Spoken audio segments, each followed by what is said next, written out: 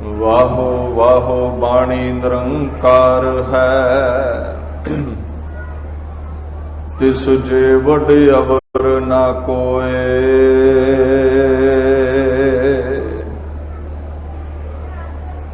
ਵਾਹੋ ਵਾਹੋ ਅਗਮ ਅਥਾਹ ਹੈ, ਵਾਹੋ ਵਾਹੋ ਸੱਚਾ ਸੋਏ।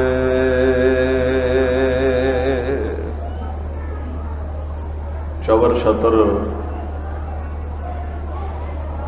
ਤਖਤ ਦੇ ਮਾਲਕ ਸਾਹਿਬ ਸ੍ਰੀ ਗੁਰੂ ਗ੍ਰੰਥ ਸਾਹਿਬ ਜੀ ਦੀ ਪਵਿੱਤਰ ਗੋਦ ਵਿੱਚ ਵਿਰਾਜਮਾਨ ਗੁਰੂ ਪਿਆਰੀ ਖਾਲਸਾ ਸਾਧ ਸੰਗਤ ਦੀ ਫਤਿਹ ਪ੍ਰਵਾਨ ਕਰੋ। ਵਾਹਿਗੁਰੂ ਜੀ ਕਾ ਖਾਲਸਾ, ਵਾਹਿਗੁਰੂ ਜੀ ਕੀ ਫਤਿਹ। ਧੰਨ ਧੰਨ ਸ੍ਰੀ ਗੁਰੂ ਗ੍ਰੰਥ ਸਾਹਿਬ ਸੱਚੇ ਪਾਤਸ਼ਾਹ ਜੀ ਦੇ ਪਵਿੱਤਰ ਚਰਨ ਕਮਲਾਂ ਵਿੱਚ ਇਕੱਤਰ ਹੋ ਕਰਕੇ ਆਪ ਸਮੂਹ ਸੰਗਤਾਂ ਨੇ ਬੜੇ ਪ੍ਰੇਮ ਸਹਿਤ ਤੁਰਕੀ ਬਾਣੀ ਦਾ ਕੀਰਤਨ ਸਰਵਣ ਕੀਤਾ ਹੈ।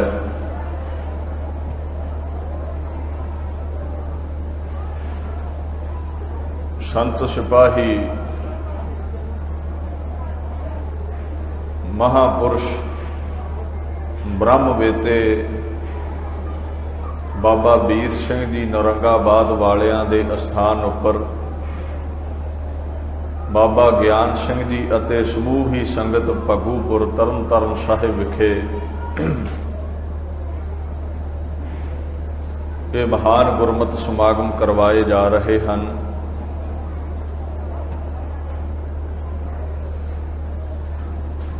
ਔਰ ਇਹਨਾਂ ਗੁਰਮਤਿ ਸਮਾਗਮਾਂ ਦੇ ਉੱਪਰ 200 ਪ੍ਰਾਣੀ ਨੇ ਖੰਡੇ ਦੀ ਪੌਲ ਅੱਜ ਛਕੀ ਹੈ।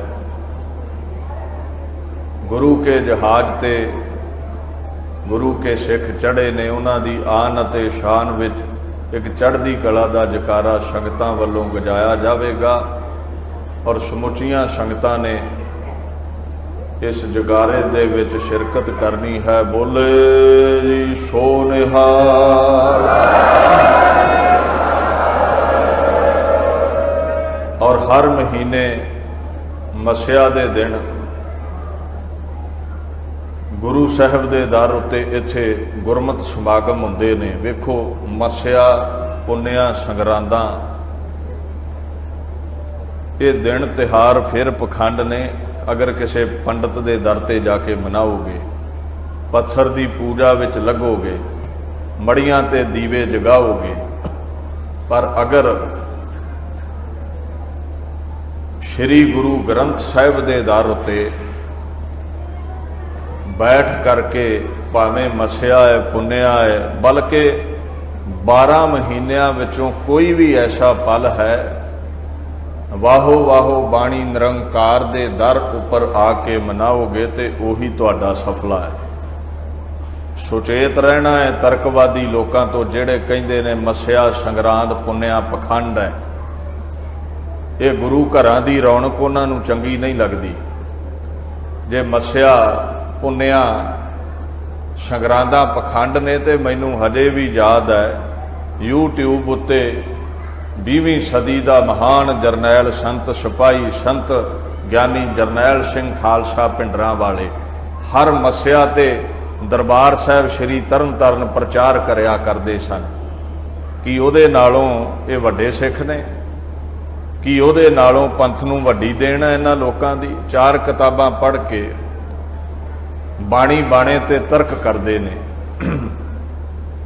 ਜੇ ਭਾਈ ਮੱਸਿਆ ਪੁੰਨਿਆ ਸੰਗਰਾਂਦ ਤੇ ਕਿਸੇ ਘਰ ਬਹੁਤਾ ਇਕੱਠ ਹੁੰਦਾ ਹੈ, ਗੁਰੂ ਘਰ ਜਿਆਦੀ ਰੌਣਕ ਲੱਗਦੀ ਹੈ, ਤੇ ਇਹ ਨਹੀਂ ਆਖਣਾ ਵੀ ਇਹ ਪਖੰਡ ਹੈ। ਇਹ ਆਖੋ ਭਾਈ ਵੀ ਜਿੱਦਾਂ ਤੁਸੀਂ ਮੱਸਿਆ ਪੁੰਨਿਆ ਸੰਗਰਾਂਦ ਤੇ ਗੁਰੂ ਘਰ ਆਉਂਦੇ ਜੇ ਤੇ ਸਾਰਾ ਮਹੀਨਾ ਤੁਸੀਂ ਵੜਦੇ ਨਹੀਂ, ਜੇ ਕਿਤੇ ਸਾਲ ਦੇ 12 ਮਹੀਨੇ 365 ਦਿਨ ਗੁਰੂ ਦੇ ਦਿਦਾਰੇ ਕਰਨ ਰੋਜ਼ ਆਇਆ ਕਰੋ ਤੇ ਤੁਹਾਡਾ ਜੀਵਨ ਸਫਲਾ ਹੋ ਜਾਵੇ। ਜਿਵੇਂ ਮੱਸਿਆ ਪੁੰਨਿਆ ਤੇ ਭੀੜ ਪਾਈ ਹੈ, ਇਕੱਠ ਕੀਤਾ, ਇਦਾਂ ਨਿਤ ਆਇਆ ਕਰੋ। इदां जुड़ो जिवें संगरांद वाले दिन आके जुड़ते हो, फिर तो होवे पंथ की चढ़दी कला। तो महीने चों एक दो दिन लोग अगे गुरु घर आउंदे ने, कलयुग का समा है, तो तुसीं वो भी तोड़ दो पखंड पखंड कह के। जिहड़े चार संगरांद ते आउंदे ने वो भी तोड़ देने ने लोकां ने। पखंड वो है जिहड़ा गुरु तो लहदा समा बतीत होया है, दवैश विच बतीत होया है। जे गुरु दे दर ते बाणी आके पढ़ी है ते पातशाह कहिंदे ने दुखां दे सागर तो, जन्मां जन्मांतरां दी मार तो पातशाह हथ दे के रखिया करनगे। ये गुरु महाराज दे गुरबाणी दे अदब वजों गुरमत समागम जिहड़े रखे गए ने, हर मस्या दे दिन रखे जाते ने। ये मस्या फिर पखंड किवें होई? इत्थे 200 प्राणी ने अज अमृत छकिया है। 200 प्राणी का जीवन सफला होया, गुरु वाले बने ने, उन्होंने दे भादा ते सब कुछ मिल गया, झोली भर गई है। तो ये पखंड किवें होई मस्या? फिर कह दवां जे ते पंडितां नूं विखाउणे ने हथ, जे ते कबरां ते दवाउने ने जीवे, जे ते देहधारियां नूं गुरु मनना है। हाँ ठीक है, किसी का संत का महापुरुषों का अदब करो, पर कोई भी चंम दा लिफाफा गुरु ग्रंथ साहिब के बराबर नहीं है। लखां सत संगियां चों कोई विरला महापुरुष बनता। कोटन मैं नानक कऊ नारायण जिहे चीत, उहदा अदब करो, सत्कार करो। पर जे किसी नूं गुरु धार के बैठे जे तो फिर मस्या भी पखंड है, पुन्निया भी पखंड है, संगरांद भी लेखे विच नहीं। गुरु साडा केवल गुरु ग्रंथ साहिब है। किसी भी दिन इहदे दर ते आ जावो, पखंड ते धो दिंदा है, पखंडां नूं ते गलों लाउंदा है। सो जेड़े कबरां मड़ियां मसाणा ते जांदे ने, उन्हां नूं सिखाया करो तुहाडी मस्या संगरांद पुन्निया पखंड है। जेड़े गुरु दे दर ते आए ने उन्हां नूं तोड़ो ना, उन्हां नूं जुड़े रहण दिओ। पर जे गुरु घरां नाल संगत जुड़ी रही तो फिर खालसे दी चढ़दी कला होनी है। एजेंसियां नूं इह चंगा नहीं लगदा। वो फिर हर चीज़ नूं पखंड कहण लई साडे ही नीलियां पग्गां वाले 2-4 प्रचारक खरीदते ने ते गुरु घरां दे ही उल्ट प्रचार कराई जांदे ने। जाने अणजाणे विच संगत भी इस जाल विच फस जांदी है। आहो जी ये वाकई ही पखंड है। महीने पिछों अगे संगरांद ते जांदा सी, 29 दिन नहीं सी गुरु दे दीदारे करदा, एक दिन जांदा सी, वो भी जाणों ढा दिता है। गुरु दे दर ते तेरा समा सफला हुंदा है, और सफला करन दे लई अज आए हो। और 200 प्राणी ने कलगीधर पातशाह नूं अपना पिता धार लिया, नादी पुत्र बने ने उहदे। फिर ये पखंड नहीं है। जे कोई मस्या ते धन धन श्री गुरु अर्जन देव सच्चे पातशाह दे हस्त कमलों नाल बने अस्थान श्री दरबार साहिब तरन ताਰਨ मस्तक होके जांदा ते समा सफला है उहदा। जेड़ा महीना वो वड़िया ही नहीं गुरु घर, वो पखंड किया उसने। जे कोई पुन्निया ते भले अमरदास गुण तेरे, तेरी उपमा तोहे बने आवे, गोइंदवाल साहब जांदा है, उन्हें समा सफला किया है। ते जेड़ा नहीं जांदा गुरु घर, जेड़े 29 दिन वो नहीं जा सकिया, उन्होंने ते पखंड कह सकते जे, पर जिदन पहुंचा है वो सफला है समा। इस करके विचार ये रखिया करो भाई जी, जिवें मस्या ते नागा नहीं ना पाउंदे, महीना चंगा लंघे ते जेड़े 29 दिन मूँह नहीं विखाउंदे गुरु नूं, जिन्हें साडे लई सरबंस वारिया है, सारा महीना सारा साल सारा जीवन ही उहदे चरण परसिया करो ते तुहाडा जीवन सफला हो सके। खैर, धन धन श्री गुरु ग्रंथ साहिब सच्चे पातशाह जी का कल प्रकाश दिहाड़ा लंघिया, और दास उस संदर्भ दे विच साडे गुरु की महत्ता की है, साडे गुरु की पहुँच की है, बाणी क्यों दुनिया ते आई है, कारण की बनया है, उहदे ते कुछ समा तुहाडे नाल विचारां दी सांझ पावेगा।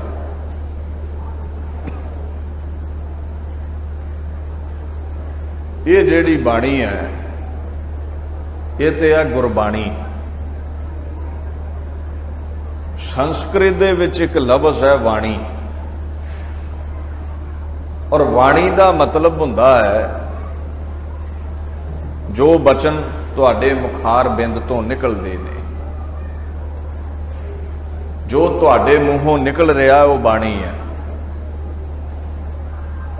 पर असीं उन्नी पहुँच नहीं रखते जो पहुँच गुरु नानक साहब 10 पातशाहियां दी है। जो साडे मूहों निकलिया उन्होंने कच्ची बाणी कह दिंदे आ। जो गल्लां करदे जे एक दूजे नाल, ये सब बाणी है। वाणी का मतलब है शब्द, आवाज़ जो मूँह तो बोलिया जावे।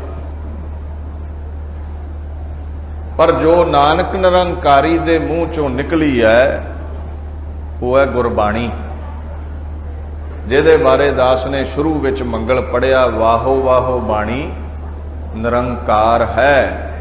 गुरु ग्रंथ साहब ये बाणी परमात्मा दी जोत है, परमात्मा दे लफ्ज़ ने, परमात्मा दे बोल ने। परमात्मा दे बोल लैके दुनिया ते कौन आया है? परमात्मा दा अवतार वो कौन है? नानक निरंकारी।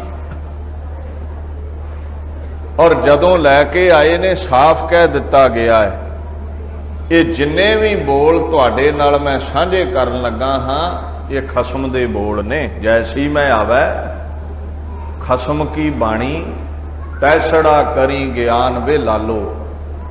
पाप की जान लै काबलों धाया, जोरी मंगै दान वे लालो।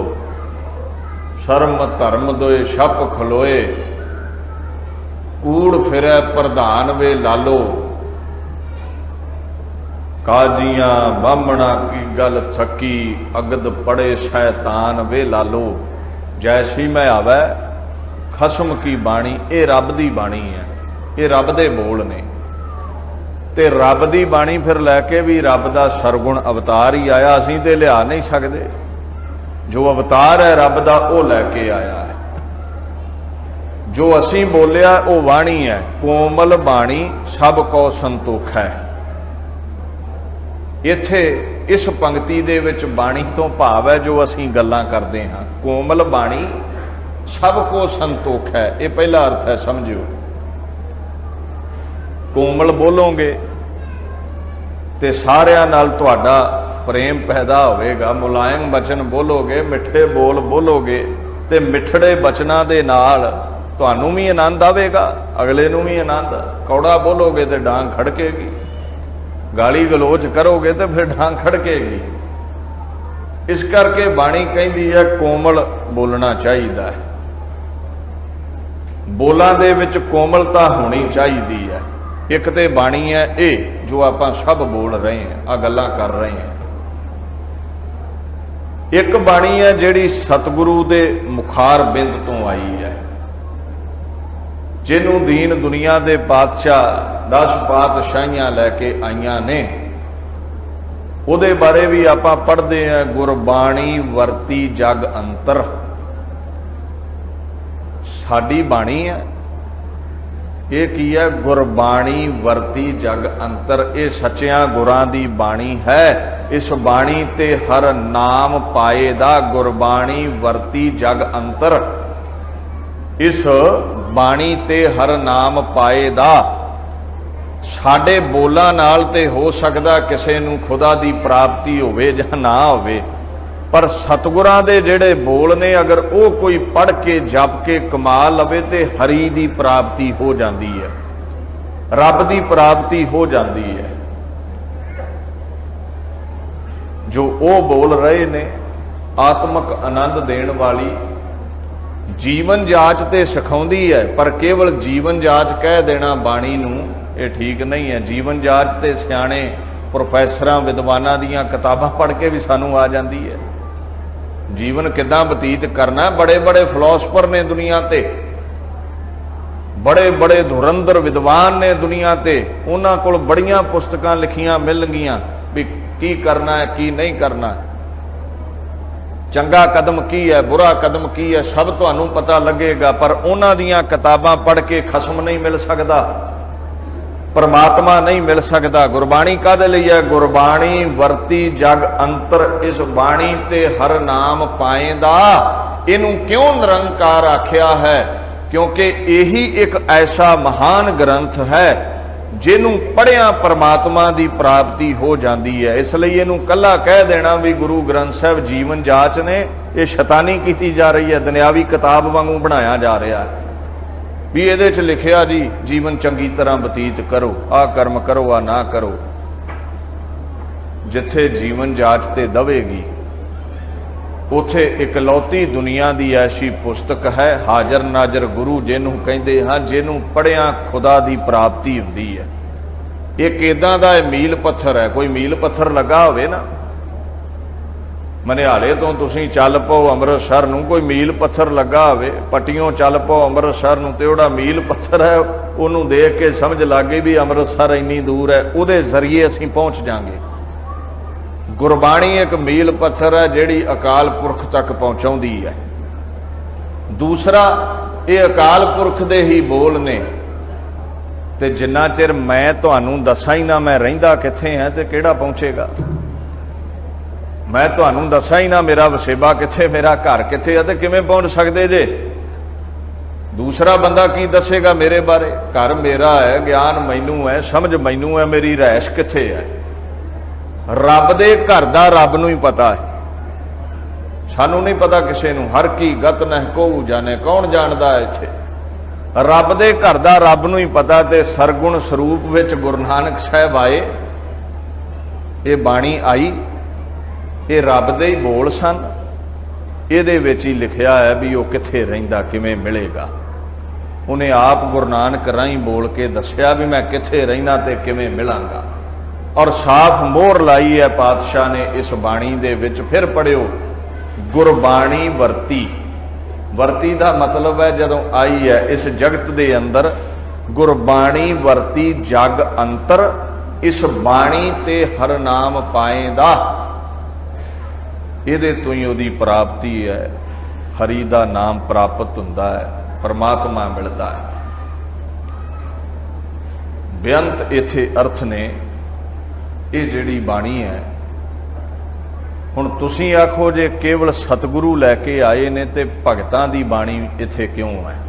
ध्यान दिओ। वैसे ते असीं दसां पातशाहियां दे जो बचन ने, जिवें तुसीं जाणदे हो पहले पंजां पातशाहां ने बाणी उचारी, 9वें बापू ने उचारी, 10वें पातशाह ने उचारी। इन्हां दसां पातशाहियां दे विच जोत एक है, और दसां पातशाहियां दी जोत करके दसां दे ही बचन, भावें किसी दा इतिहास विच आवे, भावें गुरु ग्रंथ साहिब विच आवे, भावें दसम ग्रंथ विच आवे, असीं ओदा अदब करना है। तां ही गुरु ग्रंथ साहिब ने आख्या है बाणी गुरु, गुरु है बाणी। इत्थे ये नहीं आख्या भी केवल गुरु नानक साहब ने जो बाणी उचारी है वही बाणी है। बाणी गुरु, गुरु है बाणी, विच बाणी अमृत सारे, गुरबाणी कहे सेवक जन मानै, प्रतख गुरु निस्तारे। बाणी गुरु है ते गुरु बाणी है, ते साडे गुरु किन्ने होए ने? 10। 11वें गुरु ग्रंथ साहब ने।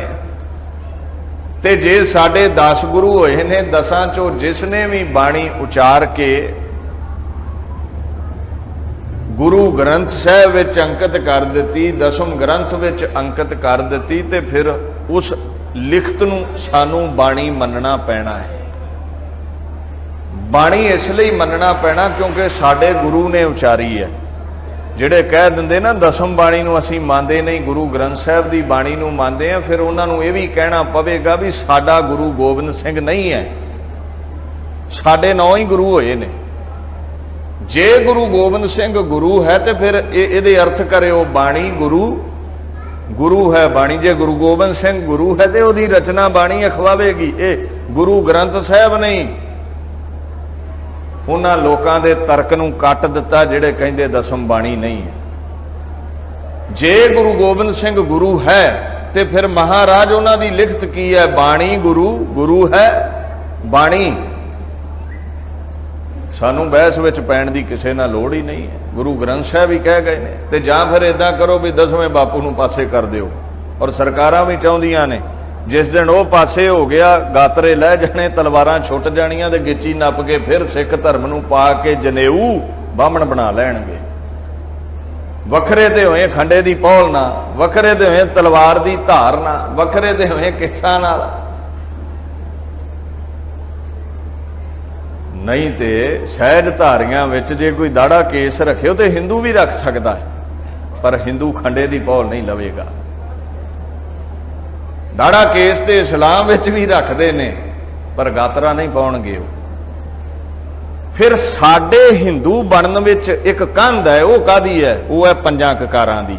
ये नहीं पाए तो हिंदू ही जे, ये नहीं पाए तो फिर हिंदू ही आ।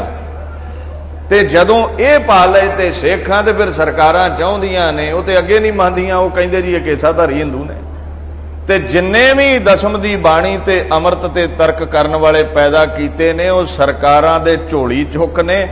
वो यही कर रहे ने भी खंडे दी पौल नूं रद्द कर दिओ, गातरे लै गए ते केस रखी फिरदे ने, ते केसाधारी ते हिंदू ही आ। फिर सानू ते वाखी उदन कीता खंडे दी पौल बख्श के। जदों गुरु नानक साहब ने जनेऊ नहीं पाया ना, असीं उस दिन तो सिख बन गए। पर होया कि शंका खड़ा रहा। 9वें बापू का सीस लै गया। भाई जैते ने आके आख्या पातशाह तुहाडा कोई सिख उत्थे लभा ही ना। सन 20,000 के करीब सिख सन, दाड़े केस उन्हां रखे सन, कोई हिंदुआं दे घरों कोई मुसलमानां दे। साडी पहचान की है? वखरी।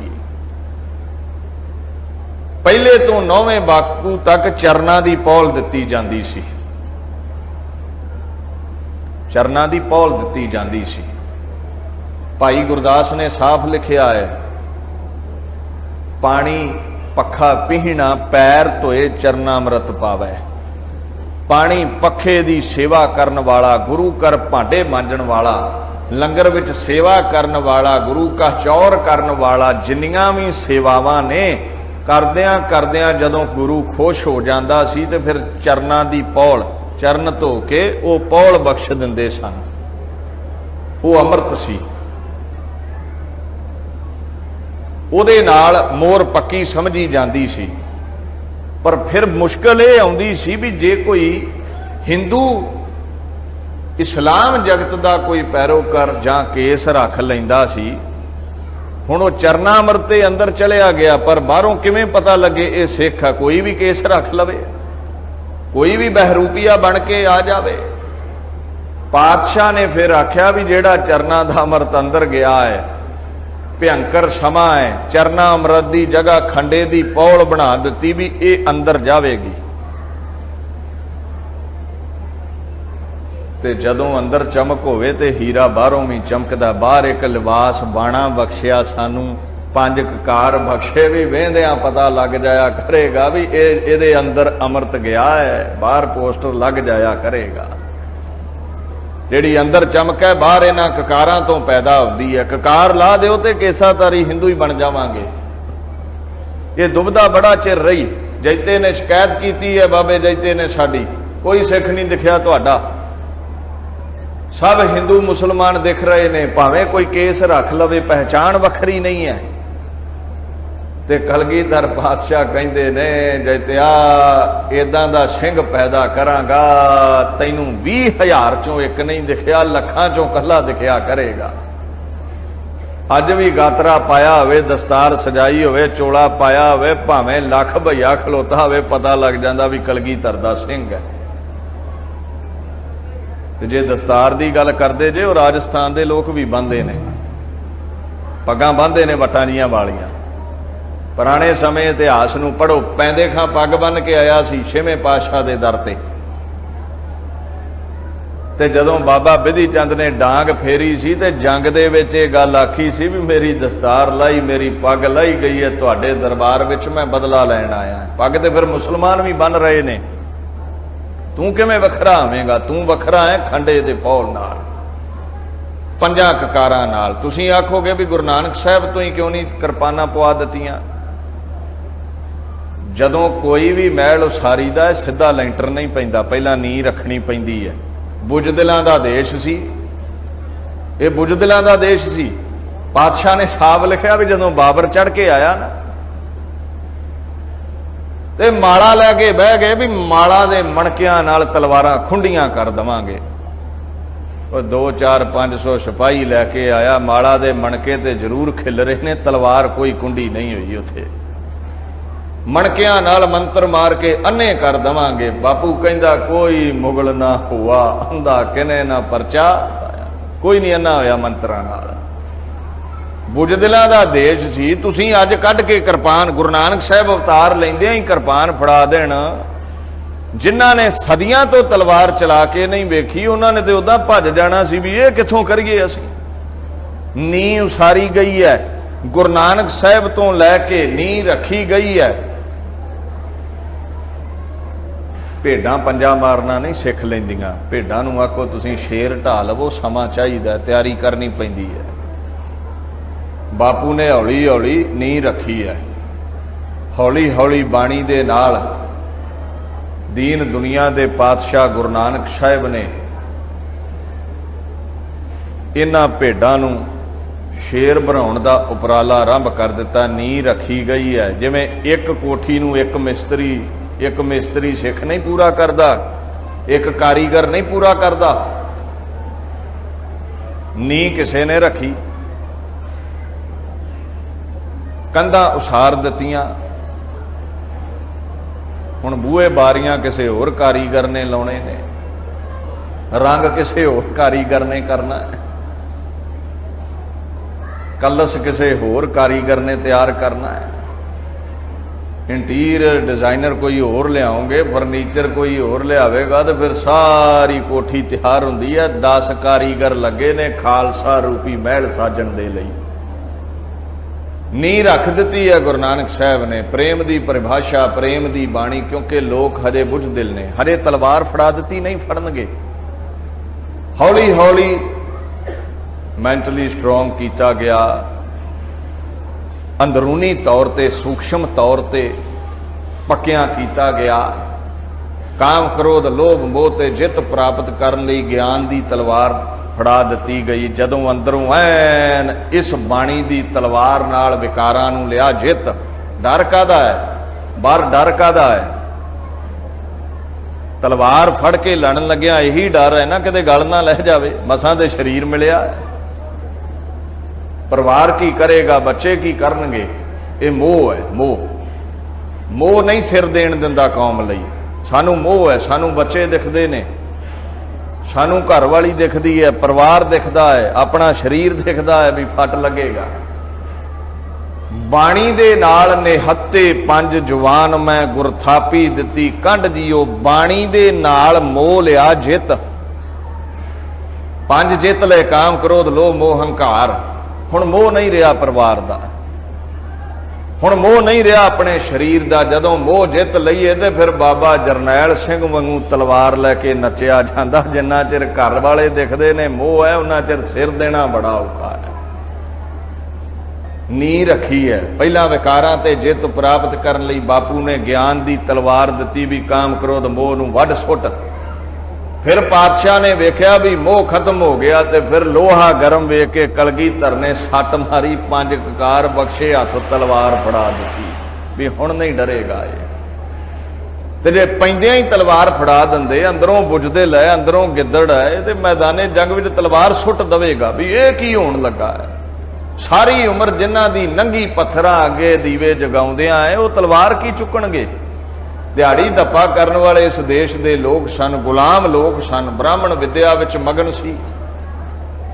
ਛਤਰੀ ਜਿਹੜੇ ਸਨ ਅਯਾਸ਼ ਬਣ ਗਏ ਸਨ, ਤਲਵਾਰ ਚਲਾਉਣੀ ਭੁੱਲ ਗਏ ਸਨ। ਸ਼ੂਦਰ ਤੇ ਵੈਸ਼ ਦਿਹਾੜੀ ਧੱਪੇ ਵਿੱਚ ਰੁੱਝੇ ਸਨ। ਤਲਵਾਰ ਕਿੰਨੇ ਚਲਾਉਣੀ ਹੈ? ਗੁਰੂ ਨਾਨਕ ਸਾਹਿਬ ਨੇ ਨੀਂਹ ਰੱਖੀ ਤੇ ਜਿੰਨਾ ਚਿਰ ਨੀਂਹ ਨਾ ਹੋਵੇ ਤੇ ਲੈਂਟਰ ਵੀ ਨਹੀਂ ਪੈਂਦਾ।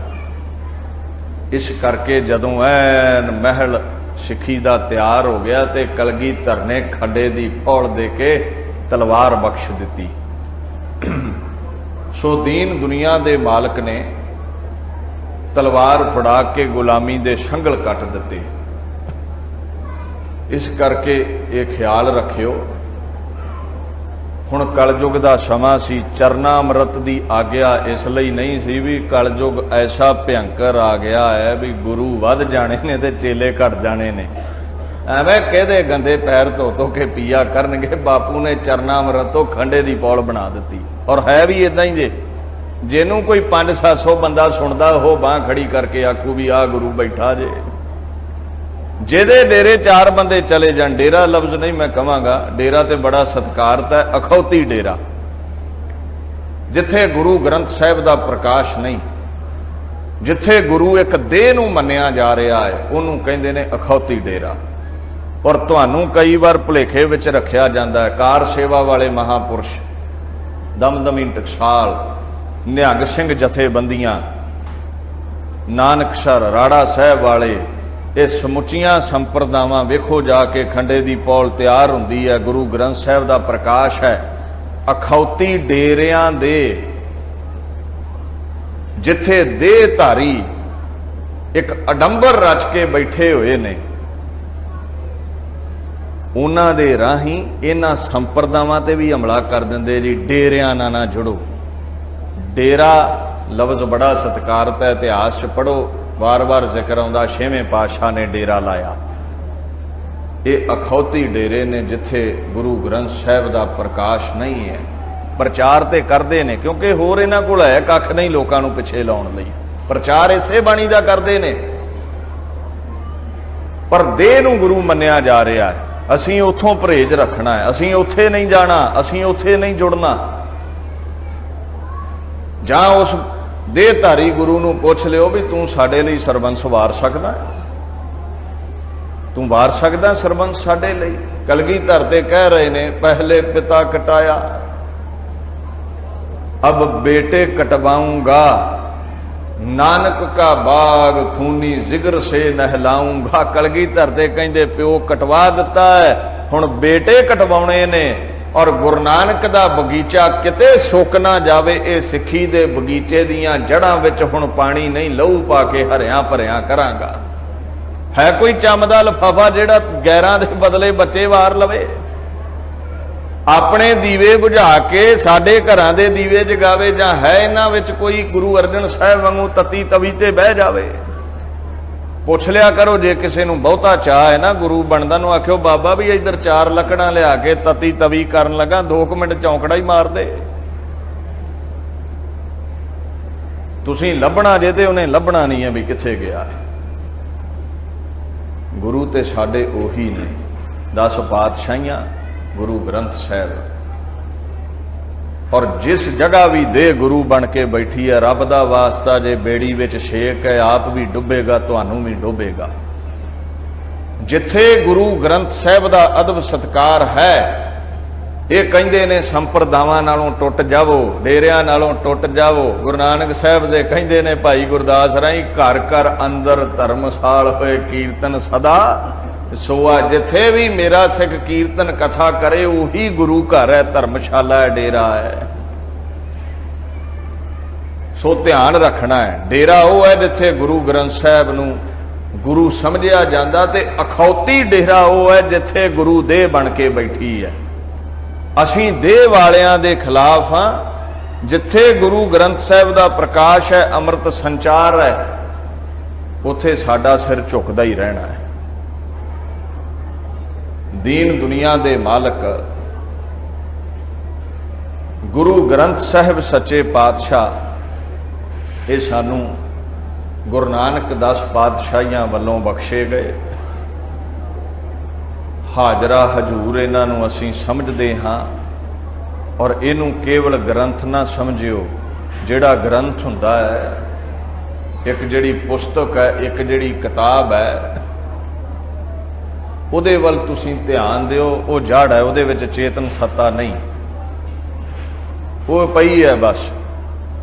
ते जे गुरु ग्रंथ साहिब विच चेतन सत्ता ना होवे ते तुहाडीआं ते मेरियां झोलियां कित्थों भरदा है।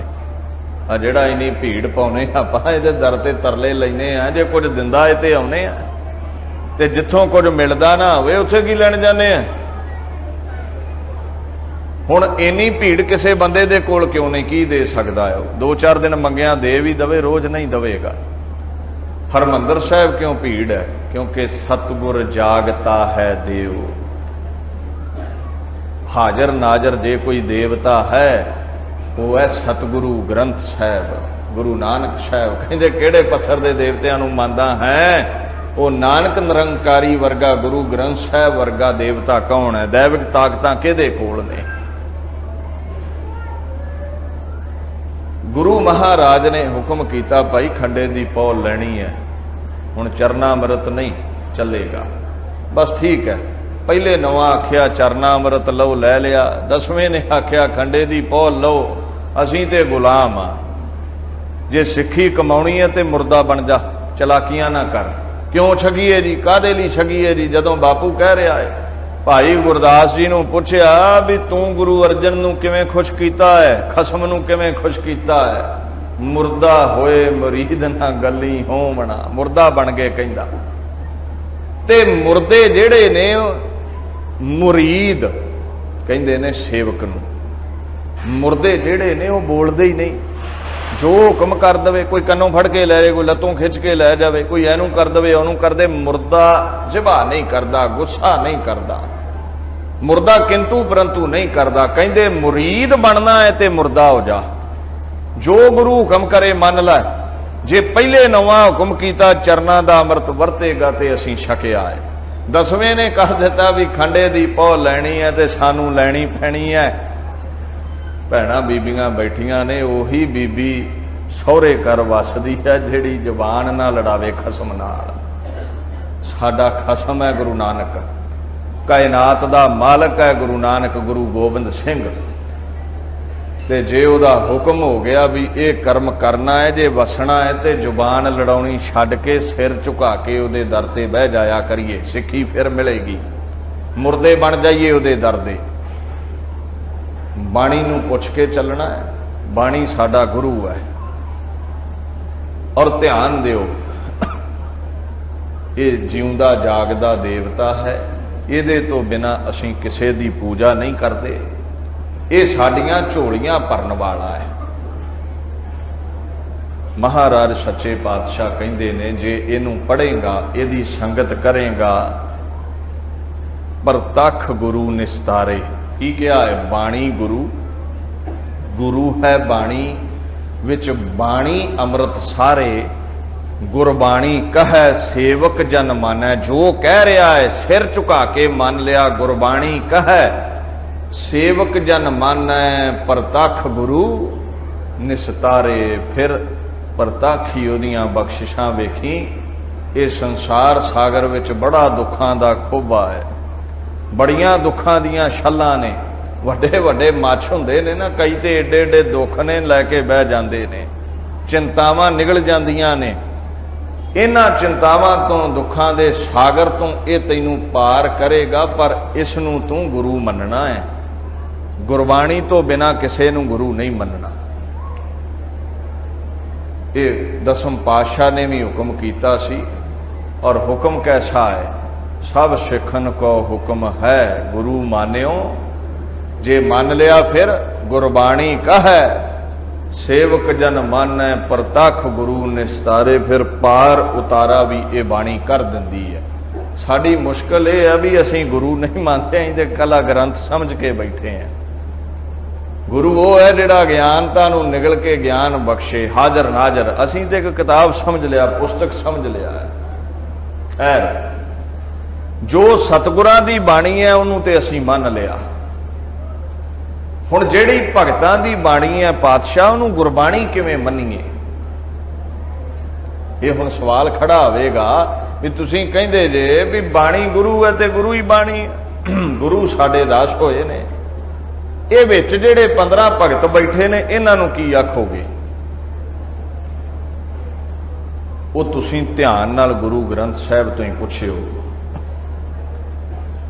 ਦੇਖੋ, ਅਸੀਂ ਜੋ ਬੋਲਿਆ ਉਹ ਕੱਚਾ ਸੀ, ਤੇ ਜੋ ਭਗਤਾਂ ਨੇ ਬੋਲਿਆ ਉਹ ਵੀ ਕੱਚਾ ਹੀ ਰਹਿਣਾ ਸੀ ਜੇ ਗੁਰੂ ਅਰਜਨ ਸਾਹਿਬ ਆਪਣਾ ਅੰਗ ਨਾ ਬਣਾਉਂਦੇ। ਤੇ ਜੋ ਗੁਰਾਂ ਨੇ ਉਚਾਰਿਆ ਉਹ ਗੁਰਬਾਣੀ ਹੈ, और जो गुरु साहब ने प्रवान कर लिया वो गुरबाणी है। जे साडे अर्गियां कोई बचन कीता, जे ते गुरु ने प्रवान करके अंग बना लिया अपना, फिर बाणी समझिया जावेगा। साहब लिखते ने, आवहो सिख सतगुरु के प्यारे हो, गावो सच्ची बाणी। आओ कट्ठे होके सच्ची बाणी गाउणी है। वो बाणी केड़ी है? बाणी तां गावो गुरु केरी, बाणियां सिर। बाणियां की ने? जो असीं बोल रहे हैं, बोली, आवाज, बचन विलास, इन्हां सारियां बाणियां दे उत्तों दी बाणी है जो गुरु दी उचारी हुई है।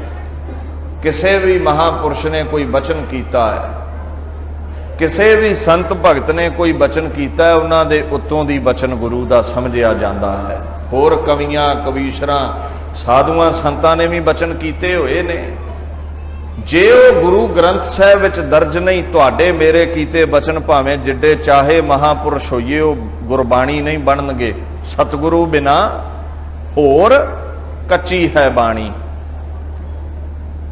गुरां तो बिना कच्ची है, दसां पातशाहियां तो बिना कच्ची है बाणी। तां कच्ची सतगुरु बाजों होर कच्ची बाणी। महाराज फिर जिहड़े भगत महापुरुष सत्ते बलवंड वर्गे बैठे ने, जो बाबा सूरदास वर्गे महापुरुष ने, भगत ने, धन्ना जी वर्गे ने, कबीर फरीद जी वर्गे ने, उन्हां बारे की ख्याल है? जदों सारे ही संत भगत अपनी रचना लैके आए और जेड़े भगत शरीर करके फरीद जी वर्गे, कबीर जी वर्गे, नामदेव जी वर्गे महापुरुष मौजूद नहीं सन, उन्हां दियां बेअंत रचनावां ने जो इहदे विच दर्ज ने, ये ना समझ लिओ भी इन्नी रचना है कबीर जी दी। कबीर जी दे बेअंत ग्रंथ ने, पर वो गुरबाणी क्यों नहीं बने? वो प्रवान नहीं कीते गुरु अर्जन साहब ने। उही गुरबाणी है जिहड़ी गुरु अर्जन साहब दी कसवट्टी ते खरी उतरी है, बाकी कच्ची है। जो कबीर जी महापुरुषां दी भी बाहर रह गई है, वो कच्ची है। जो इहदे विच दर्ज है वाहिगुरु जी वल्लों इल्हाम जो होया है, आया ज्ञान जो है, और तुसीं आखोगे ये आया क्यों है, ये बाणी आई क्यों है, कित्थों आई है? अकाल पुरख परमात्मा जिहड़ा लोक परलोक दा मालक है, ओदे ये बोल सन जो गुरु नानक कह आए खसम दे बोल ने। इत्थे कह रहे ने, प्रौढ़ता करते ने, तुरकी बाणी आई, तुरों आई है। क्यों आई है? जिन सगली चिंत मिटाई, साडियां चिंता मेटण लई। हुण चिंता इत्थे बैठे जे, तुहानूं आपो अपना चंगी तरह पता है भी किहनूं किहड़ी चिंता है। किसे नूं कुर्सी दी चिंता है, लीडरी दी चिंता, कोई सरपंची दी चिंता चुकी फिरदा है, किसे नूं माया दी चिंता है, किसे नूं बच्चियां दा फिक्र पै गया भी की बनेगा, हथों निकलते जाते ने, किसे नूं कारोबार दी चिंता है। भाई जिन्ने बैठे हैं नानक दुखिया, सब संसार कोई ना कोई दुख, कोई ना कोई चिंता है। मैं ते आपदी दस सकदा, तुहानूं आपदियां दा पता, आपां सारे ही चिंतित हां। चिंतित ही दिशा सब को, ये सारे चिंता विच आ। पर जेड़ा बाणी पढ़दा है, जिन्हें तुरकी बाणी पढ़ लई, तिन सगली चिंत मिटाई। हुण आपां नूं सामने चरखड़ी दिखदी होवे भी तैनूं चढ़ा के खत्म करना है, ये चिंता ही है ना। भाई तारू सिंह नूं चिंता है ही नहीं है, चरखड़ी दी भी चिंता नहीं है। निक्कियां मोटियां जिहड़ियां सानू ने मोह माया दियां, ये ते छड्डो। किते तन हथों जांदा होवे ते ये बड़ी वड्डी चिंता है। किसे मरदे बापू नूं पुछियो भी किदां दा लगदा है, इदों वड्डा दुख किहड़ा बंदे नूं मरना पै जावे। दुनिया ते सब तो वड्डा दुख मौत समझिया लोकां ने, और बाकी दुखों की तो किसी आने बहाने निवृत्ति है, ये तो बचिया भी नहीं जाता। तो भाई तारू सिंह नूं सब तो वड्डे दुख ने घेरिया है। चरखड़ी मौत का रूप धार के आई है। निक्कियां मोटियां चिंतावां ते छड्डो, जदों चरखड़ी ते भी चढ़ गया, उहदे चेहरे दे उत्ते नूर दुगना ते होया है, कोई चिंता नहीं पैदा कर सकी चरखड़ी। कोई चिंता नहीं है उसनूं। क्यों जी? तुरकी बाणी नूं पढ़दा है ते जिन्हें पढ़ लई तिन सगली चिंत मिटाई। दुखां सुखां दियां चिंतावां ते गईयां ही गईयां, मौत दी चिंता भी चले गई। ऐसी बख्शिश है बाणी पढ़न वालियां दे उत्ते। हुण संत जरनैल सिंह नूं कोई चिंता नहीं है भी 1.5 लाख दा घेरा पिया है। कलगीधर पातशाह नूं कोई चिंता नहीं है भी 10 लाख दा घेरा पिया है। उते खैर खुद खुदा ने, पर उन्हां दे चरनां दे भौरे बाबा दया सिंह वर्गे महापुरुष 5 प्यारियां दे जो मुखी ने, उन्हां नूं भी कोई चिंता नहीं है। वो जिहड़े 40 सिंह ने, उन्हां नूं भी कोई चिंता नहीं है भी 10 लाख दा घेरा है। कमाल दा बचन उत्थे कलगीधर पातशाह ने कीता है, गुर सिंह चे कारे को नद चेहल नर के दह लक बरियायत बरो बेखबर। पातशाह आखन लगे 10 लाख दा घेरा है, खबर कोई नहीं है खालसे नूं, अचानक आके टुट के पै गए ने। ते जे 10 लाख दे घेरे दी चिंता हुंदी ते बावां खड़ियां कर देनियां चाहिदियां सन। मौत दा डर बड़ा तकड़ा है। वड्डे वड्डे इत्थे कर जांदे ने, जिन्हां कोल बाणी नहीं उन्हां 84 च भी बावां खड़ियां कर दित्तियां ने। चिंता है मौत दी। और मैं किसी नूं दोष घट ही दिना हुन्ना। एवें फौड़ फड़के छड्डने बड़े सौखे ने, तगमे वंडने बड़े सौखे ने। फलाना गदार है, फलाना धर्मी है। पता तो उदों लगता जदों सिर ते मौत खलोती होवे भी किन्ने क मर्द ने साडे विच जिहड़े सिर देणगे बापू रामदास लई। किसे लई कहना बड़ा सौखा है। खैर हाँ, जे साडे को बाणी ना होई ते बावां खड़ियां ही होणगियां, जिद्दां वो कर गए सन 84 विच। जिन्हां कोल बाणी सी वो आपा वार गए ने। हुण 10 लाख दा घेरा है, 40 भुखे भाणे सिंह ने, चिंता ही कोई नहीं है। कोई चिंता नहीं है। दीन दुनिया दे पातशाह उन्हां दे बारे हकीम मल्हा यार खां लिखदा है। उन्होंने पुछिए भी 10 लाख दे घेरे नाल कलगीधर दे चेहरे ते कोई चिंता होवे? मैं तां कह रहा है महापुरुषां नूं कादी चिंता है, क्योंकि कलगीधर पातशाह जदों खसम नूं ही नहीं चिंता ते नार नूं कादी चिंता है। साडे खसम नूं नहीं चिंता ते उहदे दर दे भौरियां नूं कादी चिंता है। शेरां दी शरण शेर बन जाईदा ते जे मालक ही गिदड़ां वर्गे होण ते फिर ते चिंता रहनी रहनी है। गिदड़ां दी शरण ते शेर बनया नहीं जाना। दीन दुनिया दे मालक दे चेहरे दे उत्ते कोई चिंता है, और ये वो है जिहड़ा धुरों बाणी लैके आया है। ते जे इहदे चेहरे ते चिंता आई ते फिर तुरकी बाणी पढ़िया भी तुहाडी चिंता दूर नहीं होवेगी। वो फारसी विच लिखदा है महापुरुष, वो कहंदा है जिस रण में लड़ा बेसरो समान लड़ा तू, 100 सिंह लिए लाखों पे जा जा के पड़ा तू। कहंदे कमाल दी गल है, जदों लखां दे घेरे वेना है, मौत वेना है, तेरे कोल 100 सिंह दे करीब, भाव के मुट्ठी भर ही लोग हुंदे ने। गिणती 100 भी होवे जां 100 तो घट होवे, पर घेरे लखां दे हुंदे ने। पता नहीं तेरे चेहरे ते कैसा जलाल है, लखां नूं वेंदियां ही टुट के पै जाना, फिर तेरे कोल साजो समान भी नहीं हुंदा बहुता जंग लड़न वाला। जिस रण में लड़ा बेसरो समान लड़ा तू, 100 सिंह लिए लाखों पे जा जा के पड़ा तू। एक मुसलमान कह रहा है ते साडे मूर्ख लोग उदा ज्ञानी अखवाउंदे ने, आखणगे जी लो लखां नाल कल्ला किवें लड़ लैंदा कोई। इहनूं मूर्ख नूं बंदा समझे, ओ गुरु दा नमक खा के हराम करदा है।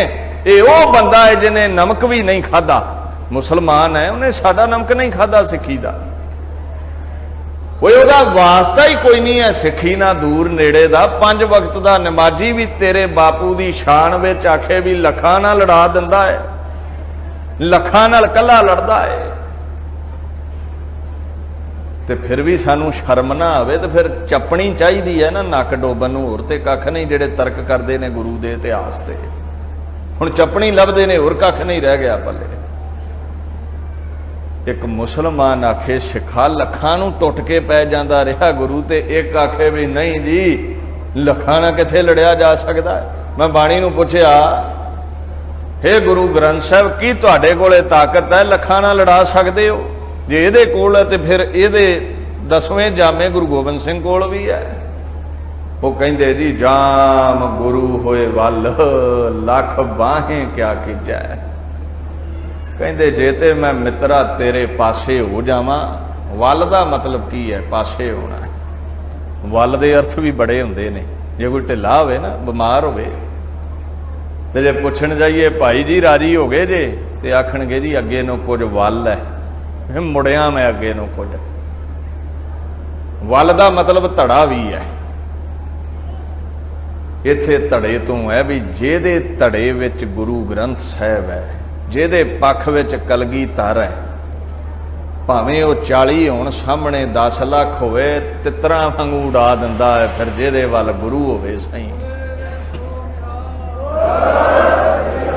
आखे जी 10 लाख दे घेरे चों चोरी निकल गए, ते मैं उस वीर नूं पुछया भी जे चोरी निकल गया है 10 लाख दे घेरे चों, ते चल तैनूं असीं 10 बंदे ही घेरा पाउणे आ, जे प्यो दा है ते निकल के विखा तूं 10 चों। नंगियां तलवारां होण, नेजे होण साडे हत्थां विच, एक बंदा आखे भी 10 चों लंघ जावां, वेखिओ किदां जिद्दां कंडा मच्छी नूं विन्हदा, किदां विन्ह के सुੱਟਦੇ ਇਹਨੂੰ। 10 ਲੱਖ ਦਾ घेरा होवे ते मैं अंदाजन ये गिणदा है, चलो मन लो वैसे तो जिहड़ा मीडिया है वह गिणदा है भी 2.5-3 फुट विच बंदा बैठ जाता है दीवान विच। आपां लेटना भी होवे 4-5 फुट ला लो, चल घोड़ा भी भजाउणा ते 10 फुट जगह दे दिओ एक बंदे नूं।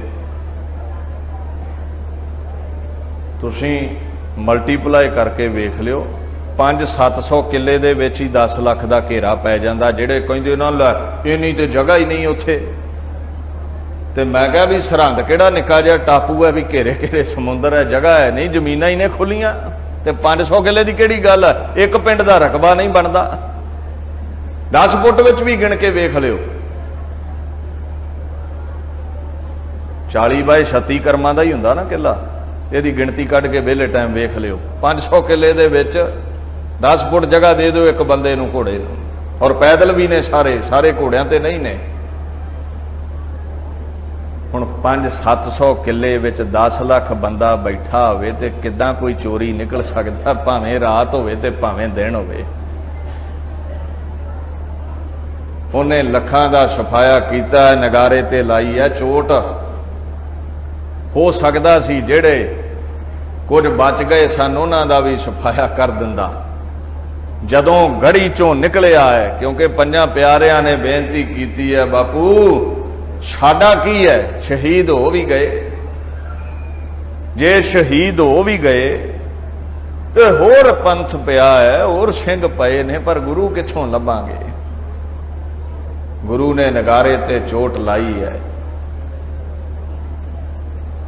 हथ विच चंडी फड़ लई है, तलवार फड़ लई है। ऐसा कमसान दा जंग उसने कीता है, सतगुरों ने राजपूतों के शक्के छुड़ा दिए, मुगलों के जो वलवले थे वो भी मिटा दिए, पुश्तों की आन में पुश्ते लगा दिए। और जेड़े 22 धार वालों भी आए सी, वो हिंदू राजे जिन्हां नूं गुलामी दे संगलां चों बाहर कढ़ना चाहुंदा सी कलगीधर, जिन्हां दे कदे दादियां नूं कलगीधर दे दादा गुरु हरगोबिंद ने ग्वालियर चों कढ़िया सी, अज ओही दगा दे गए ने। वो भी नाल ने, मुगलों दीयां फौजां भी नाल ने। कहंदे बड़े बड़े राजपूत मर्द खवाउंदे सन, शके छुड़ा दिते कलगीधर दी तलवार ने। उस कलगीधर दी तलवार ने बड़े बड़े मुगलिया सल्तनत दे जेड़े सूरबीर सन, वो इउं इउं उस जंग दे मैदान अंदर पए महसूस हुंदे ने जिवें कोई कंध बन गई होवे मुर्दियां दी। पुश्तों की आन में कुश्ते लगा दिए। 10 लाख दे घेरे चों आखे निकल गया, इदां नहीं निकलिया जांदा।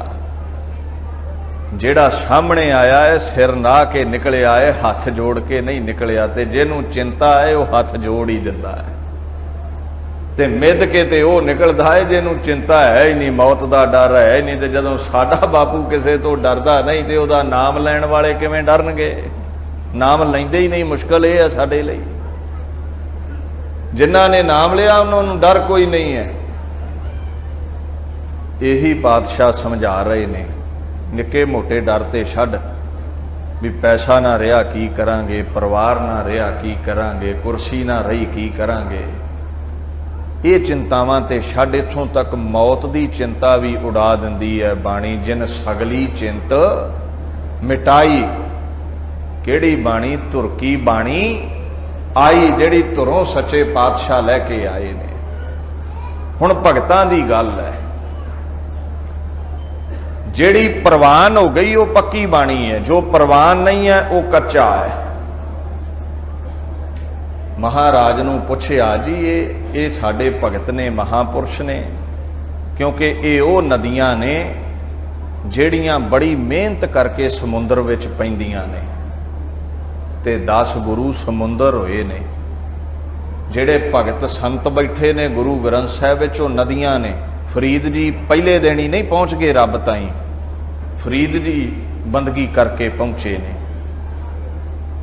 ਔਰ ਉਸ ਮਹਾਪੁਰਸ਼ ਨੇ ਇੰਨੀ ਕੁ ਬੰਦਗੀ ਕੀਤੀ, ਸੈਂਕੜੇ ਸਾਲ ਲੰਘ ਗਏ, ਪੁੱਛਣ ਤੇ ਜਵਾਬ ਕੀ ਮਿਲਿਆ? ਇਹ ਦੋਏ ਨੈਣਾ ਮਤ ਛੋਹ ਪਿਰ ਦੇਖਣ ਕੀ ਆਸ। ਕਊਆ ਠੁੰਗੇ ਮਾਰੇ, ਚੁੰਝਾਂ ਮਾਰੇ, ਤੇ ਸਹਿ ਸੁਭਾਖਣ ਲੱਗੇ ਵੀ ਤਨ ਦਾ ਕੋਈ ਨਹੀਂ ਹੈ, ਅੱਖਾਂ ਨਾ ਛੂਈ। ਕਿਸੇ ਨੇ ਪੁੱਛਿਆ ਜੀ ਕੀ ਗੱਲ ਹੈ?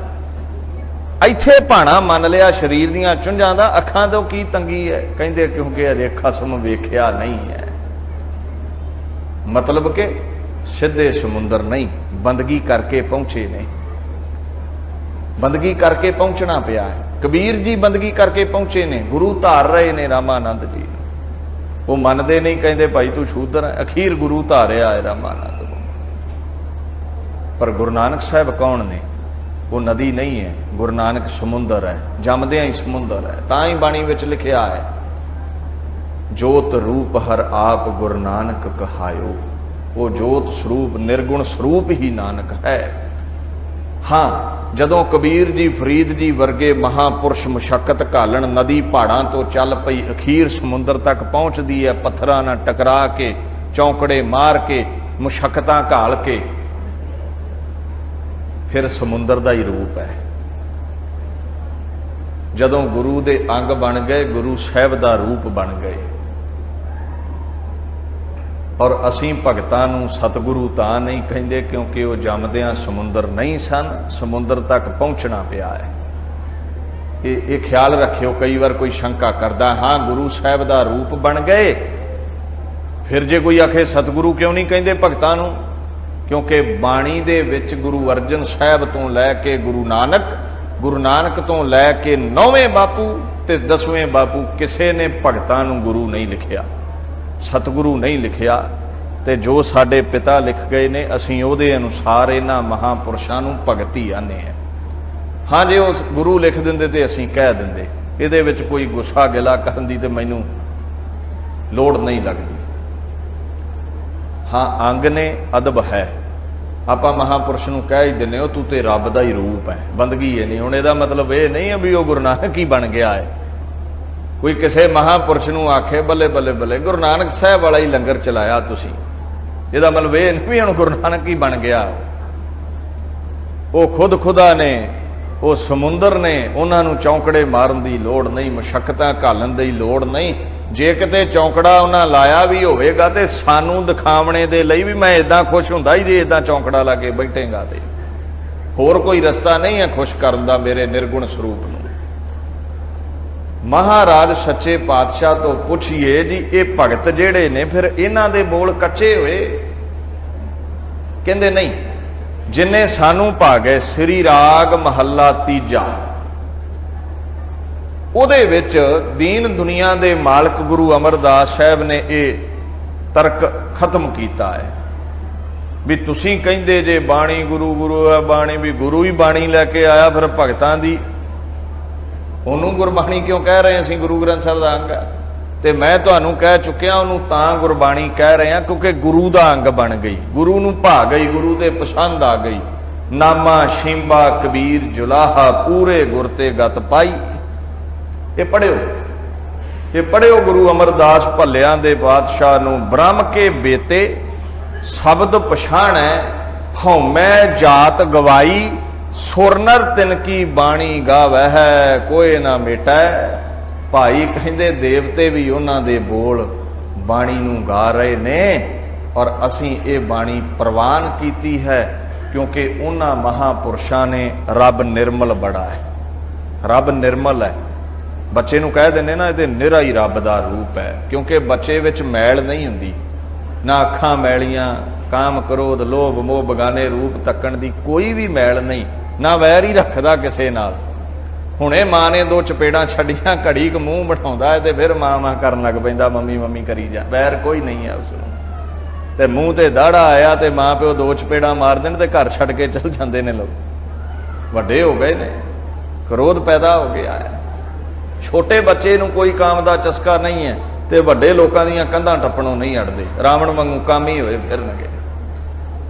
ਛੋਟਾ ਝਗੜਦਾ ਨਹੀਂ ਹੈ, ਵੱਡੇ ਆਪਾਂ ਵੇਖੇ ਨੇ ਇੱਕ ਦੂਜੇ ਦਾ ਕਤਲ ਤੱਕ ਹੋ ਜਾਂਦਾ ਮੁੱਠੀ ਭਰ ਜ਼ਮੀਨਾਂ ਦੇ ਲਈ, ਮੁੱਠੀ ਭਰ ਦੌਲਤ ਸ਼ੋਹਰਤ ਦੇ ਲਈ, ਤਖਤਾਂ ਦੇ ਲਈ। ਬੱਚਾ ਕਿਉਂ ਨਹੀਂ ਕਰਦਾ? ਕਿਉਂਕਿ ਬੱਚਾ ਰੱਬ ਵਰਗਾ ਹੈ, ਨਿਰਮਲ ਹੈ, ਉਹਦੇ 'ਚ ਵਿਕਾਰਾਂ ਦੀ ਕਾਮ ਕ੍ਰੋਧ ਦੀ ਮੈਲ ਨਹੀਂ ਹੈ।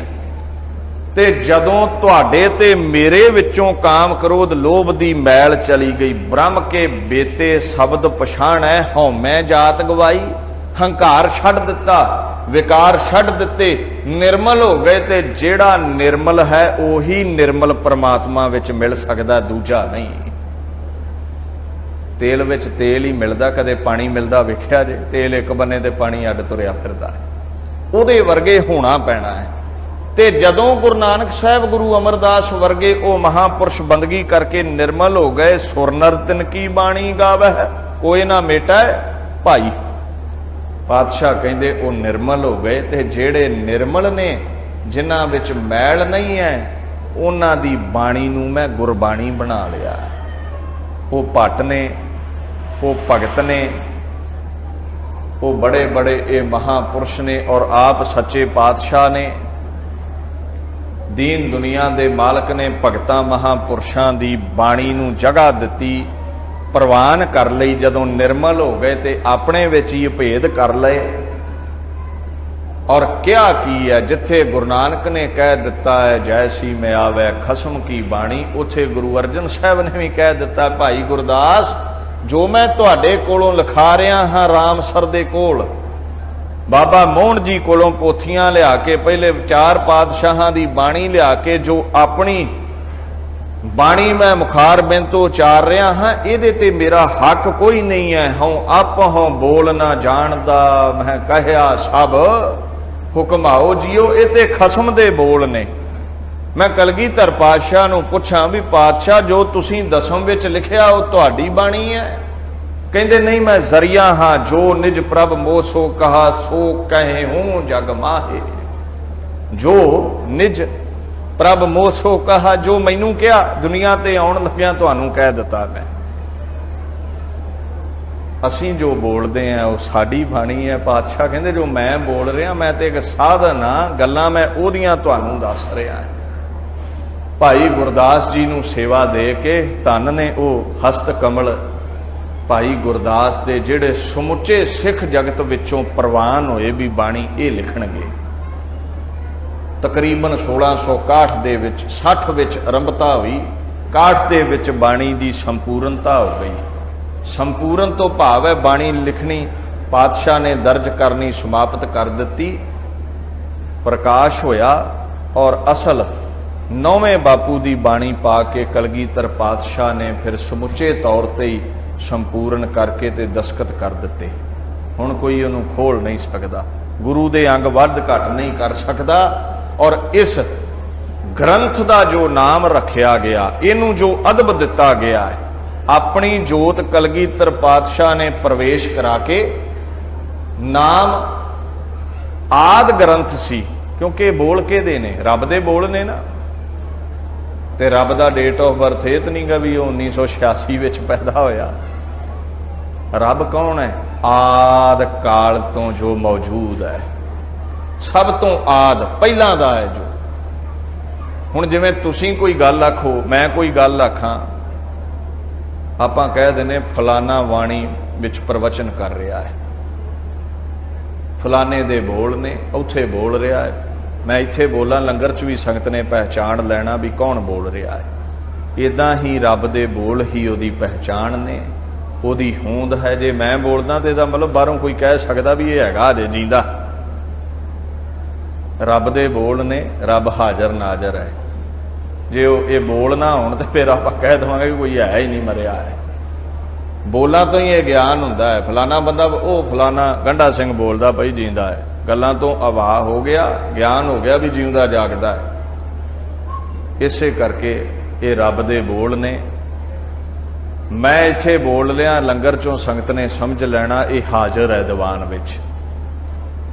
ਪਾਤਸ਼ਾਹ ਦੀ ਇਹ ਬਾਣੀ ਹੈ, ਇਹ ਸਮਝ ਲਿਆ ਕਰੋ ਵੀ ਉਹ ਹਾਜ਼ਰ ਨਾਜ਼ਰ ਹੈ ਸਾਡੇ ਵਿੱਚ। ਉਹਦੇ ਬੋਲ ਮੌਜੂਦ ਨੇ, ਉਹਦੀ ਹੋਂਦ ਵੀ ਹੈ। ਹੁਣ ਮਹਾਰਾਜ ਨੇ ਆਦ ਗ੍ਰੰਥ ਨਾਮ ਰੱਖਿਆ ਸੀ ਕਿਉਂਕਿ ਸਭ ਤੋਂ ਆਦ ਹੈ, ਮੁੱਢ ਹੈ, ਉਹਦੇ ਤੋਂ ਪਹਿਲਾਂ ਕੋਈ ਨਹੀਂ ਹੈ। ਉਹਦੀ ਬਾਣੀ ਨੂੰ ਆਦ ਬਾਣੀ ਕਹਿ ਦਿੱਤਾ ਵੀ ਇਹ ਉਸ ਮਹਾਨ ਪੁਰਸ਼ ਦੀ ਬਾਣੀ ਹੈ ਜੋ ਸਭ ਦਾ ਆਦ ਹੈ, ਪਰਮਾਤਮਾ। ਤੇ ਪਾਤਸ਼ਾਹ ਨੇ ਜੋ ਤਖੱਲਸ ਪ੍ਰਚਲਿਤ ਸੀ, ਆਦ ਤੋਂ ਸ੍ਰੀ ਗੁਰੂ ਗ੍ਰੰਥ ਸਾਹਿਬ ਦਾ ਰੁਤਬਾ ਦੇ ਦਿੱਤਾ। ਗ੍ਰੰਥ ਕੀ ਹੁੰਦਾ ਹੈ? ਗ੍ਰੰਥ ਦਾ ਮਤਲਬ ਹੈ ਗੰਢਾਂ, ਗੁੰਝਲਾਂ। ਮਹਾਂਪੁਰਸ਼ਾਂ ਦੇ ਪ੍ਰਵਚਨਾਂ ਦੀ ਇੱਕ ਗੰਢ ਬਣਾਈ ਗਈ। ਆਦ ਗ੍ਰੰਥ ਨਾਮ ਸੀ। ਕਲਗੀਧਰ ਨੇ ਸੰਪੂਰਨਤਾ ਬਖਸ਼ ਕੇ, ਗੁਰਤਾ ਗੱਦੀ ਦੇ ਕੇ ਆਦ ਸ੍ਰੀ ਗੁਰੂ ਗ੍ਰੰਥ ਸਾਹਿਬ ਬਣਾ ਦਿੱਤਾ। ਔਰ ਇੰਨਾ ਕੁ ਅਦਬ ਹੈ ਇਹਦਾ, ਗੁਰੂ ਗ੍ਰੰਥ ਸਾਹਿਬ ਦੇ ਵਿੱਚ ਹੀ ਇਹ ਲਿਖਿਆ ਗਿਆ ਹੈ, ਪੋਥੀ ਪਰਮੇਸ਼ਰ ਕਾ ਥਾਨ। ਜੇ ਰੱਬ ਦੇ ਬੋਲ ਉਹਦੀ ਹੋਂਦ ਦਰਸਾਉਂਦੇ ਨੇ ਤੇ ਸਮਝ ਲਿਓ ਇਹ ਰੱਬ ਦੇ ਬੋਲ ਨੇ। ਤੇ ਜੇ ਮੇਰੇ ਬੋਲ ਨੇ ਨਾ, ਮੈਂ ਬੋਲਾਂ ਤੇ ਇਹਦਾ ਮਤਲਬ ਮੈਂ ਇੱਥੇ ਹਾਜ਼ਰ ਹਾਂ, ਇਹ ਰੱਬ ਦੇ ਬੋਲ ਨੇ। ਰੱਬ ਇਸ ਪੋਥੀ ਵਿੱਚ ਹਾਜ਼ਰ ਬੈਠਾ ਹੈ। ਜੇ ਤੁਹਾਡੇ ਕੋਈ ਬੋਲ ਨੇ ਤੇ ਤੁਹਾਡੇ ਬੋਲਾਂ ਤੋਂ ਹੀ ਹਾਜ਼ਰੀ ਲੱਗ ਜਾਂਦੀ ਵੀ ਫਲਾਨਾ ਉੱਥੇ ਗੱਲ ਕਰਦਾ ਸੀ, ਉਹ ਇੱਥੇ ਹੀ ਹੈ। ਇਹ ਰੱਬ ਦੇ ਬੋਲ ਨੇ, ਇਹ ਪਰਮੇਸ਼ਰ ਦਾ ਥਾਨ ਹੈ ਜਿੱਥੋਂ ਬੋਲ ਨਿਕਲ ਰਹੇ ਨੇ। ਮਤਲਬ ਹੈ ਵੀ ਇੱਥੇ ਰੱਬ ਬੈਠਾ ਹੋਇਆ ਹੈ। ਵੈਸੇ ਸਮੁੱਚੇ ਜਗਤ ਵਿੱਚ ਹਾਜ਼ਰ ਹੈ, ਪਰ ਇਹ ਗੁਰੂ ਗ੍ਰੰਥ ਸਾਹਿਬ ਜੋ ਇੱਕ ਕਿਤਾਬ ਦੇ ਰੂਪ ਵਿੱਚ ਹੈ, ਇਹ ਕਿਤਾਬ ਚੋਲਾ ਹੈ। ਇਹ ਚੋਲਾ ਹੈ, ਸਰਗੁਣ ਚੋਲਾ ਹੈ। ਇਹਦੇ ਵਿੱਚ ਜੋਤ ਬੋਲ ਉਸ ਪਰਮਾਤਮਾ ਦੇ ਨੇ। ਔਰ ਇਹਦਾ ਅਦਬ ਅਸੀਂ ਰੱਬ ਵਰਗਾ ਕਰਨਾ ਹੈ। ਪੋਥੀ ਪਰਮੇਸ਼ਰ ਕਾ ਥਾਨ, ਇਹਨੂੰ ਪਰਮੇਸ਼ਰ ਸਰੂਪ ਸਮਝ ਕੇ ਇਹਦੇ ਕੋਲ ਆ ਕੇ ਸਾਧ ਸੰਗ ਗਾਵੈ ਹੈ ਗੁਣ ਗੋਬਿੰਦ। ਇੱਥੇ ਆ ਕੇ ਇਸ ਪੋਥੀ ਤੋਂ ਉਸ ਗੋਬਿੰਦ ਦੇ ਗੁਣ ਗਾਉਣੇ ਨੇ। ਪੂਰਨ ਬ੍ਰਹਮ ਗਿਆਨ ਤੇ ਉਸ ਪਰਮਾਤਮਾ ਨੂੰ ਬ੍ਰਹਮ ਕਹਿੰਦੇ ਨੇ। ਹੁਣ ਮੈਂ ਸ਼ੁਰੂ ਵਿੱਚ ਇਹ ਕਹਿ ਕੇ ਚੱਲਿਆ ਸੀ ਵੀ ਇਹ ਕੇਵਲ ਜੀਵਨ ਜਾਚ ਨਹੀਂ ਸਿਖਾਉਂਦੀ। ਹੁਣ ਤੁਸੀਂ ਮੇਰੀ ਲਿਖੀ ਕਿਤਾਬ ਪੜ੍ਹ ਲਓ, ਤੁਹਾਨੂੰ ਉਹ ਤੋਂ ਬ੍ਰਹਮ ਦਾ ਗਿਆਨ ਨਹੀਂ ਆਉਣਾ। ਕੋਈ ਸਿਆਣੀ ਗੱਲ ਲੱਭ ਕੇ ਪੜ੍ਹ ਲਵੋਗੇ। ਕਿਸੇ ਪੜ੍ਹੇ ਲਿਖੇ ਪ੍ਰੋਫੈਸਰ ਦੀ ਕਿਤਾਬ ਪੜ੍ਹਿਓ, ਜੀਵਨ ਦੀਆਂ 4 ਗੱਲਾਂ ਸਿੱਖ ਲਈਆਂ, ਚੰਗਾ ਕੀ ਹੈ ਮੰਦਾ ਕੀ ਹੈ, ਪਰ ਬ੍ਰਹਮ ਦਾ ਗਿਆਨ ਉੱਥੋਂ ਨਹੀਂ ਆਉਣਾ। ਇਹ ਬਾਣੀ ਰੱਬ ਦੇ ਘਰ ਤੱਕ ਪਹੁੰਚਾਉਣ ਲਈ ਰੱਬ ਦਾ ਗਿਆਨ ਦਿੰਦੀ ਹੈ। ਔਰ ਆਪ ਮਹਾਰਾਜ ਨੇ ਕਿਹਾ ਪੋਥੀ ਪਰਮੇਸ਼ਰ ਕਾ ਥਾਨ। ਸਾਡੀ ਜਿਹੜੀ ਰਚਨਾ ਹੈ, ਪੋਥੀ ਸਾਹਿਬ ਹੈ, ਇਹਨੂੰ ਜਦੋਂ ਪੜ੍ਹੇਗਾ ਸਾਧ ਸੰਗਤ ਵਿੱਚ ਆ ਕੇ, ਸਾਧ ਸੰਗ ਗਾਵੈ ਹੈ ਗੁਣ ਗੋਬਿੰਦ। ਇੱਥੇ ਆ ਕੇ ਪੜ੍ਹ ਕੇ ਗੁਣ ਗਾਏ, ਸਾਧ ਸੰਗ ਗਾਵੈ ਗੁਣ ਗੋਬਿੰਦ। ਪੂਰਨ ਬ੍ਰਹਮ ਗਿਆਨ, ਤੈਨੂੰ ਬ੍ਰਹਮ ਗਿਆਨ ਪ੍ਰਾਪਤ ਹੋਵੇਗਾ ਇਸ ਪੋਥੀ ਦੇ ਵਿੱਚ ਲਿਖੇ ਗੁਣ ਗਾਉਣ ਦੇ ਨਾਲ। ਭਾਵ ਕਿ ਬ੍ਰਹਮ ਦਾ ਗਿਆਨ, ਬ੍ਰਹਮ ਪਰਮਾਤਮਾ ਹੈ, ਗਿਆਨ ਹੋ ਜਾਵੇਗਾ। ਉਹ ਦਿਦਾਰੇ ਦੇ ਦੇਵੇਗਾ, ਉਹ ਹਾਜ਼ਰ ਨਾਜ਼ਰ ਦੇਖ ਪਵੇਗਾ। ਬਾਣੀ ਇਸ ਲਈ ਦੁਨੀਆ ਤੇ ਆਈ ਹੈ, ਉਸ ਪਰਮਾਤਮਾ ਦੇ ਰਸਤੇ ਦਾ, ਉਹਦੇ ਦਰ ਦਾ ਭੇਦ ਖੋਲਣ ਦੇ ਲਈ। ਸਾਨੂੰ ਉਹਦੇ ਰਸਤੇ ਚਲਾਵੇਗੀ, ਮੀਲ ਪੱਥਰ ਬਣ ਕੇ ਉਸ ਮੰਜ਼ਿਲ ਤੇ ਪਹੁੰਚਾਵੇਗੀ। ਇਹ ਸਰਗੁਣ ਸਰੂਪ ਵਿੱਚ ਹੈ, ਨਿਰਗੁਣ ਜੋਤ ਤੱਕ ਲੈ ਕੇ ਜਾਵੇਗੀ। ਦੀਨ ਦੁਨੀਆ ਦੇ ਪਾਤਸ਼ਾਹ ਦੀ ਇਹ ਬਾਣੀ ਹੈ। ਔਰ ਇਸ ਬਾਣੀ ਦੀ रचना गुरु नानक साहब तो लैके गुरु अर्जन साहब तक 5 पातशाहियां ने कीती।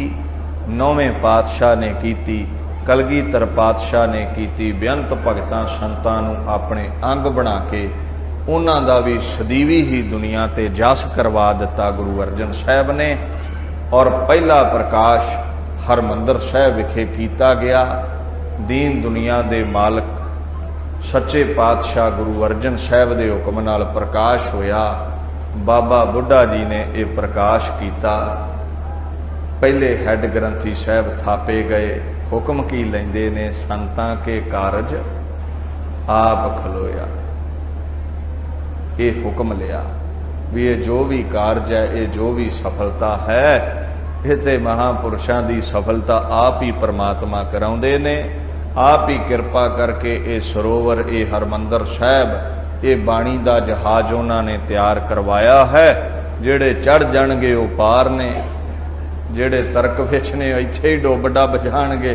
अंत कारण केते बिलाहे ताके अंत ना पाए जाहे। इस गुरु ग्रंथ साहब सच्चे पातशाह नूं जगत गुरु का रुतबा दे के, निरंकार का रुतबा दे के इहदी सेवा विच सानू ला दिता। और असीं सीने बसीने समुचे ही सिख जो गुरु गोबिंद सिंह सच्चे पातशाह दी नादी वंश हाँ, इहदी सेवा विच आपां लगना है ते लगे रहना है। और सानू ये ड्यूटी भी पातशाह दे गए। तुहानू कहिंदे हुक्म है सब सिखन को हुक्म है गुरु मान्यो। 10वें ग्रंथ दी बाणी दा भी अदब करना है। भाई नंद लाल दी बाणी दा भी करना है। भाई गुरदास दी बाणी दा भी करना है। इसे तरह इतिहास का भी सत्कार करना है। पर गुरु साहब ने गुरता जिहड़ी है वो श्री गुरु ग्रंथ साहब नूं बख्शी है। प्रेम असीं इतिहास नाल, 10वें बाणी दे नाल, अदब असीं भाई गुरदास, भाई नंद लाल दी बाणी दा भी करना है। क्योंकि सारे ही रस्ते परमात्मा ताईं पहुँचते हैं। कई नदियां ने समुद्र ताईं ले जांदियां ने, वो सारे ही रस्ते ने गुरु ग्रंथ साहब ताईं भी ले जाते हैं, परमात्मा ताईं ले जाते ने। भुल चुक दी खिमा विचार करदियां त्रुटियां रह जांदियां ने। आप संगत ने, गुरु साहिब ने बख्श देना। दास दीन दुनिया दे मालक गुरु ग्रंथ साहिब जी का कोटान कोट रोम रोम करके धन्नवाद करता है, जिन्हां ने अपनी गोद दे विच चरण कमलों विच समा बख्शिया है। इसे तरह ही इस गुरु घर दी सेवा करवा रहे बाबा ज्ञान सिंह जी मनियाले वालियां दा धन्नवाद। आप समुचियां संगतां दा धन्नवाद। गज वज के फतेह बुलाइए जी। वाहिगुरू जी का खालसा, वाहिगुरू जी की फतेह।